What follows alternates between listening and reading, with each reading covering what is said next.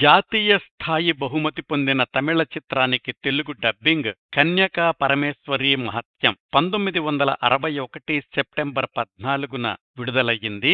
ఒకే రోజు 2 డబ్బింగ్ సినిమాలు విడుదలయ్యాయి అంటే ఆ రోజుల్లో డబ్బింగ్ సినిమాల జోరు ఎలా ఉండేదో ఊహించుకోవచ్చు. ఈ సినిమాకి మూలమైన తమిళ చిత్రం తంగపదుమై 1959 జనవరి 10న విడుదలయ్యింది. తమిళంలో నిర్మించిన జూపిటర్ పిక్చర్స్ వాళ్లే తెలుగులోకి కూడా డబ్బింగ్ చేశారు. దర్శకత్వం ఏఎస్ఏ సామి. ఈ సినిమా కథ సంక్షిప్తంగా ఉగ్రపురి పట్టణంలో మహేశ్వరయ్య అనే ధనిక వ్యాపారి కన్యకాదేవి ఆలయం నిర్మించి ఘనంగా పూజలు జరిపిస్తూ ఉంటాడు. ఆయన కూతురు లక్ష్మి కన్యక భక్తురాలు. ఆమెకు మనోహర్ అనే వైద్యుడినిచ్చి వివాహం చేయిస్తాడు మహేశ్వరయ్య. పక్కనే ఉన్న కపాలపురి రాజ్యసేనాధిపతి విక్రముడు మహారాజు చెల్లెలు రాజవదనతో కలిసి కుట్రలు పన్నుతుంటాడు. జబ్బుపడి ఉన్న మహారాజు చనిపోగానే సింహాసనం ఆక్రమించాలి అని విక్రముడి ఆలోచన. ఉగ్రపురి కన్యకాలయంలో 2 మహిమకల రత్నాలు ఉన్నాయని వాటిని తీసుకురమ్మని విక్రముణ్ణి పంపిస్తుంది రాజవదన.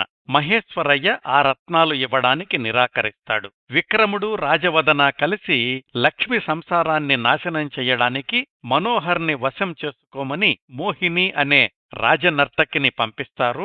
ఆమె వలలో చిక్కుకున్న మనోహర్ తన ఆస్తినంతా ఆమెకు రాసిచ్చేసి ఆమెకు బానిసగా బతుకుతాడు.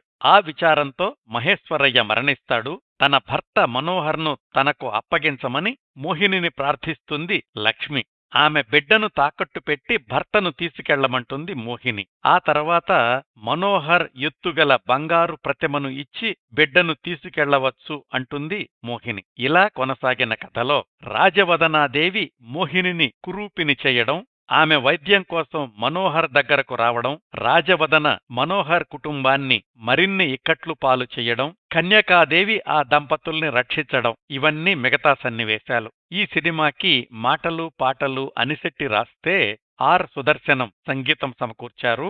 ఈ చిత్రంలో లక్ష్మిగా పద్మిని, మనోహర్గా శివాజీ గణేశన్, విక్రముడిగా నంబియార్, రాజవదనగా ఎంఎన్ రాజం, మోహినిగా టిఆర్ రాజకుమారి నటిస్తే మరికొన్ని పాత్రల్లో NS Krishnan, VR Rajagopal, TP Muthulakshmi మొదలైన వారు కనిపిస్తారు. మహిళా ప్రేక్షకుల ఆదరణతో ఈ డబ్బింగ్ సినిమా నెల రోజులు మించి ప్రదర్శించబడింది.